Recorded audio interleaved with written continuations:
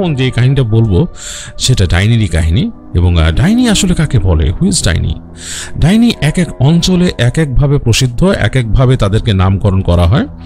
ইউরোপে মেডিভেল এজে যারা ছিল তারা হচ্ছে একটা অঞ্চলে বসবাস করত, তারা ব্ল্যাক ম্যাজিকের চর্চা করত এবং তারা বিভিন্ন রকমের প্যাক তৈরি করত। সেই প্যাকগুলো হচ্ছে বিভিন্ন জিনিস দিয়ে তারা তৈরি করত, খারাপ জিনিস দিয়ে, এবং তারা তখনকার সময় ব্ল্যাক ম্যাজিক দিয়ে সেই প্যাকগুলো তৈরি করত এবং সেগুলো মানুষকে তারা দিত বিভিন্ন রকমের কাজের জন্য। অনেকেই তাদের কাছে আসতো। সেই যে আপনারা শুনেছিলেন হারুত মারুতের কথা, যারা বলেছিলাম দুটো ফেরেশতা আল্লাহ পাঠিয়েছিলেন পরীক্ষার জন্য মানুষকে ব্যাবিলনে, সেটারই সূত্র ধরে এক সময় পরবর্তীতে এই ডাইনিদের উৎপত্তি হয়। তারাও এই কাজগুলো করেন। তারা সেই জাদুবিদ্যা তাদের জানা ছিল, সেই কালো জাদু, এবং তারা তার বিনিময়ে সেটার সাহায্যে মানুষকে ক্ষতি করতেন এবং সেই সব ক্ষতির সাহায্য নিতে অনেকে চলে আসতো এবং মানুষকে তারা বিভিন্ন স্পেল দিতেন এবং কার্স দিতেন। এবং স্পেল এবং কার্স হচ্ছে মন্ত্র এবং অভিশাপ, এবং বিভিন্ন রকমের ব্ল্যাক ম্যাজিকে দ্বারা আক্রান্ত করতেন এবং এগুলোর দ্বারা মানুষ আক্রান্ত হয়ে যেত। এবং অনেক সময় ইউরোপে এটার জন্য রাজারা শাস্তি দিতেন, ডাইনিদের নিয়ে এসে পুড়িয়ে দিতেন, তাদের যে চার্চ ব্যবস্থা ছিল সেখানে পুড়িয়ে দিতেন। কিন্তু আরবে ডাইনিদের এই ব্যবস্থাটা ছিল একটু ভিন্ন রকম। আরবে যতদূর শোনা যায় মক্কার কাছে তায়েফ অঞ্চলে সেখানে ছিল দেবী, তারা দেবী বলতো তাদেরকে। তিনজন ডাইনি ছিল, লাট, মানাত আর উজ্জা, এবং তাদেরকে নিয়ে তিনজন নিয়ে তাদের মধ্যে আরবের সেই সময়কার যারা মানুষ ছিল, যারা সেই সময়কার প্রাচীন পৌত্তলিক যুগের মানুষ যারা ছিল, তারা তাদেরকে পুজো করতো এবং তাদেরকে পুজো দিত এবং তাদের কথা শুনতো। এবং এই ডাইনিগুলো প্রচণ্ড ভয়ঙ্কর ছিল। তাদের মধ্যে উজ্জা ছিল সবচেয়ে ভয়ঙ্কর, তাকে ফেরোসাস বলা হয়। সে যা করতো সেই সময় সে মানুষের বলি নিত বা পশু পাখির বলি নিত, তার উদ্দেশ্যে বলি দেওয়া হতো এবং সে অনেক রকম ব্ল্যাক ম্যাজিক করত। মানুষ তার দ্বারা ক্ষতি করত এবং তাকে পূজা দিত। এবং সে বসবাস করত হচ্ছে মক্কার অদূরে তায়েফ যেখানে আছে, সেই তায়েফের কাছে কোনো এক জায়গায়, এবং সেই জায়গাটাতে তার একটা মন্দির ছিল এবং সেখানে সে বসবাস করত। এবং সেই মন্দিরটার কাছে যেখানে ছিল সেখানে 3টে ঝাড় ছিল, বড় গাছের ঝাড়। মরুভূমির মাঝে মাঝে মাঝে গাছের ঝাড় জন্ম নেয়। আপনারা দেখবেন যে একটা গাছ হঠাৎ মরুভূমির মধ্যে হয়ে রয়েছে, এরকম 3টে গাছ ছিল। এখন আমি বিভিন্ন জায়গায় পড়েছি পাম ট্রি, আবার অনেকে বলছে ডেট ট্রি, আবার অনেকে বলছে জাস্ট ট্রিজ।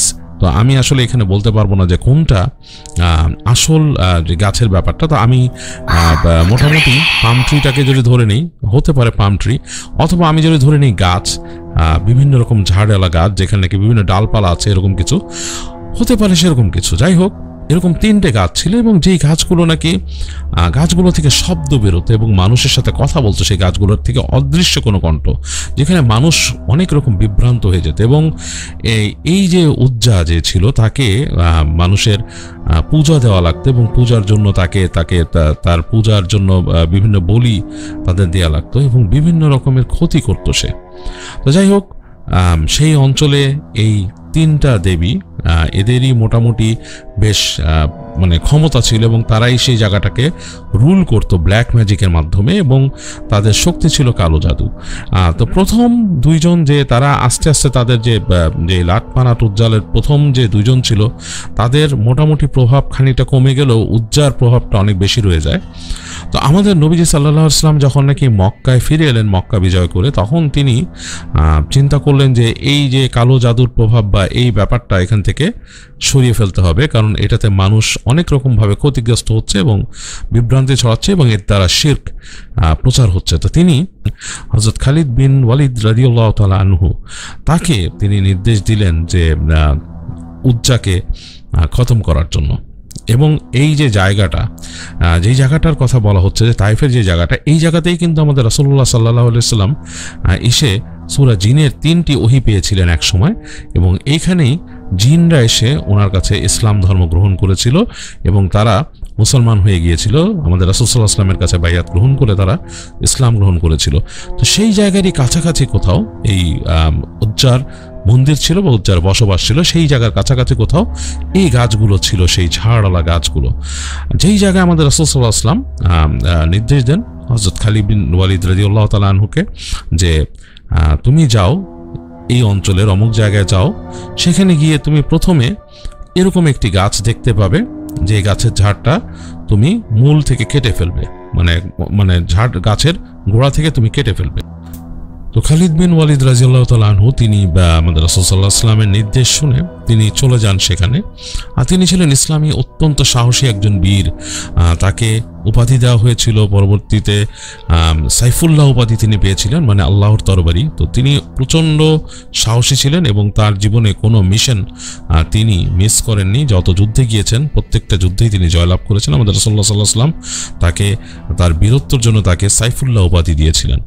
যাই হোক, তিনি অত্যন্ত সাহসী ছিলেন, তিনি কোনো কিছুই ভয় করতেন না। আল্লাহর নামে তিনি বেরিয়ে পড়লেন এবং তিনি চলে গেলেন।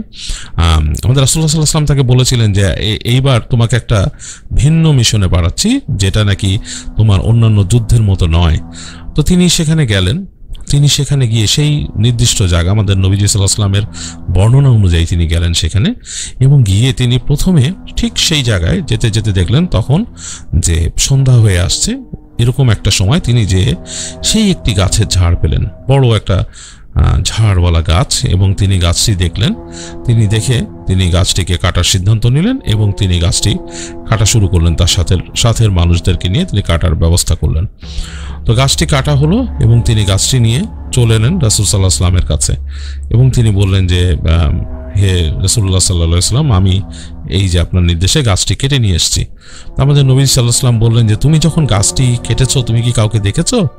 তো তিনি বললেন যে না, আমি কাউকে দেখতে পাইনি। তো বললেন আচ্ছা, তাহলে এই গাছটি কাটলে হবে না, তুমি পরবর্তী এতটুকু দূরে আবার একটি গাছ পাবে এবং তুমি সেখানে যাও, সেই গাছটি কেটে নিয়ে আসো।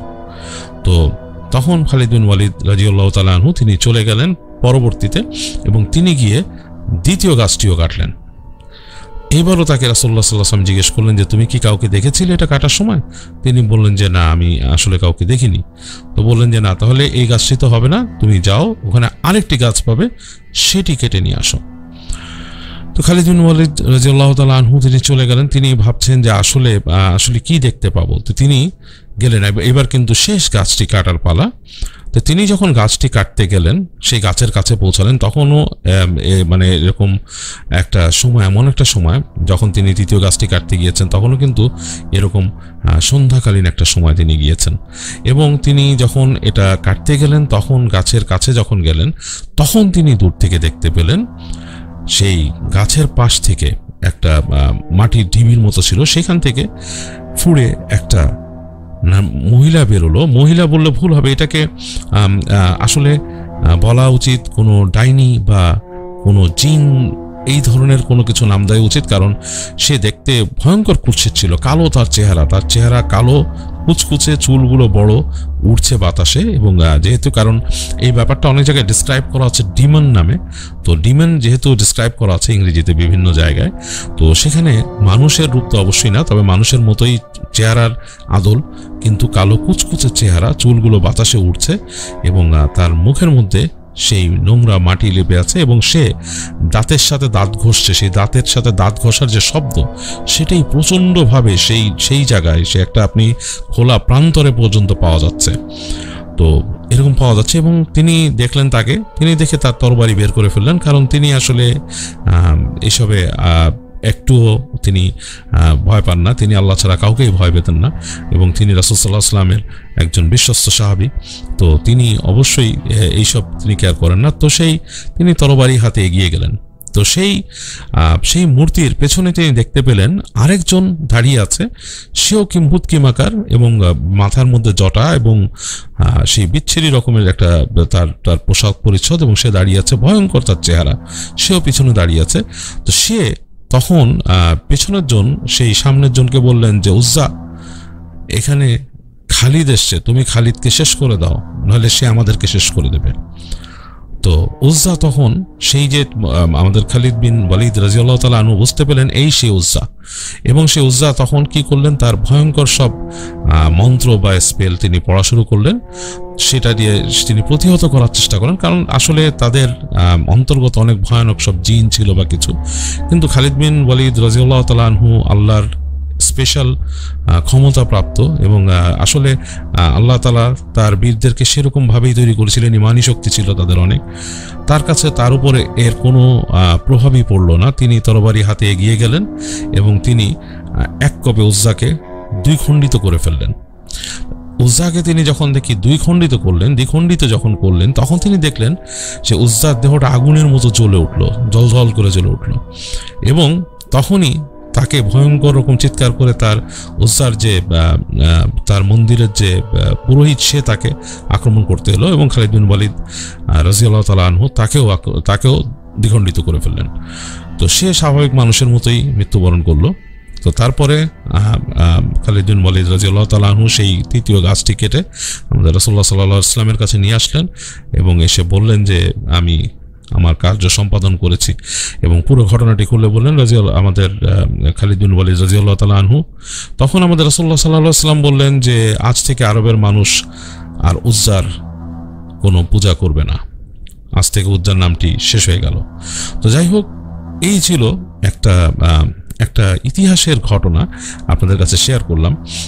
আমার কাছে বেশ ইন্টারেস্টিং লেগেছে। আমি আসলে যেহেতু কোনো ধর্মীয় বক্তা নই, আমি কিন্তু ব্যাপারটা ঠিক ওনাদের মতো সুন্দর করে আপনাদের শোনাতে পারিনি, ভুল ত্রুটি ক্ষমার দৃষ্টিতে দেখবেন। তবে আমার কাছে বেশ লেগেছিল ইতিহাসের এই অংশটি যখন আমি শুনেছি, এবং আমি শোনার পর বিভিন্ন জায়গায় স্টাডি করলাম, এবং স্টাডি করে দেখলাম যে ঘটনাটার বর্ণনা মোটামুটি এভাবেই আছে। তবে আমি নির্দিষ্ট সেই পাহাড়ের নামটি জানতে পারিনি যেখানে এই ঘটনাগুলো ঘটেছিল। সেখানে নাকি সেই উজ্জার মন্দির ছিল, এবং সেটা লুকায়িত, সেটা সবাই দেখতে পেত না, এবং সেটা এমনভাবে থাকতো যে কেউই জানতো না। সেখানে মানুষ সেই গাছগুলোর কাছে নিয়ে বলি দিত, মানুষ বলি দিত এবং পশু বলি দিত, এবং উজ্জা তাদের সাথে সেই ধরনের তাদের সেই বলির বিনিময়ে তাদের কার্যক্রম সম্পাদন করে দিত। এবং যেই জায়গাটায় সেই উজ্জার মন্দির ছিল সেটা তাইফের কাছে কোনো একটা জায়গা, এবং এই জায়গাতেই কিন্তু আমাদের রাসূল সাল্লাল্লাহু আলাইহি ওয়াসাল্লামের উপরে 3টি ওহী নাজিল হয়েছিল, এবং 3টি সেই সূরা জিনের 3টি আয়াত নাজিল হয়েছিল সেখানে। এবং সেই 3টি আয়াত যখন তিনি পাঠ করেছিলেন, তখন কিন্তু জিন জাতির একটা অংশ সেখানে এসে আমাদের রাসূল সাল্লাল্লাহু আলাইহি ওয়াসাল্লামের কাছে বাইয়াত গ্রহণ করেন, তারা মুসলমান হয়ে যান, এবং তারা পরবর্তীতে অন্য জিনদের মধ্যে তাদের ইসলাম ধর্ম প্রচার শুরু করেন। তো এই ছিল হচ্ছে সেই জায়গার কাহিনী, এবং সেই উজ্জার কাহিনী। এবং আপনারা যদি নিজেরাও যদি একটু দেখতে চান, আপনারা ইতিহাস ঘাটলে বা আপনারা বিভিন্ন রকমের সোর্সে, ইন্টারনেট সোর্সে গেলেও খুঁজে পাবেন এই উজ্জার ব্যাপারটা। উজ্জা, লাত, মানাত যে 3জন মূর্তি তারা পূজা করতো মক্কার মানুষরা তখন পৌত্তলিক যুগে, এবং তাদের সমাপ্তি এই ঘটনার মাধ্যমে ঘটে। ইসলামের মানে একজন অসাধারণ বীর সাহাবী হযরত খালিদ বিন ওয়ালিদ রাদিয়াল্লাহু তাআলা আনহু, তিনি এই ঘটনার অবসান ঘটান আমাদের রাসূল সাল্লাল্লাহু আলাইহি ওয়াসাল্লামের নির্দেশে। তো যাই হোক, এই ছিল